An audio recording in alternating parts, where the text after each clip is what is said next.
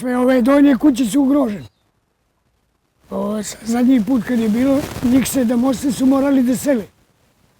Pa da je to i davno bilo nekad, ja 65 godina imam. I u Čevine mi je jedna živjela onamo u kuću, iz onoga stuba.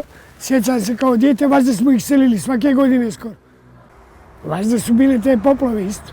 Ali ovako naglo u nekoliko godina, baš, ona je bila, sad kad su bile tu ispod tebe je bila voda.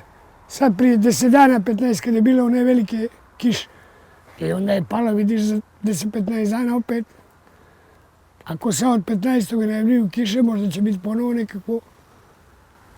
A da li se zbog toga sve više ljudi iseljavaju? Iseljava sigurno i više ribolov nije postaje isplatljiv. Velika ulaganja, sve je manje ribe. I zbog toga ovo je punano selo bilo. Ja kad sam bio dijete, tu je bilo 100 djece, sad nema 3. Iz godine u godinu. Sve su ove kuće bile pune, sad nemaš 20 što žive.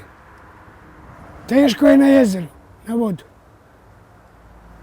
A od čega se živi dominantno od ribolova? Dominantno od ribolova, jer poneko i radi, penzije, ali mahom ovdje od ribolova. Sad je počelo malo i od turizma da se nešto bolje, ali... A da li ove klimatske promjene utiču na sve to? Utiču sigurno.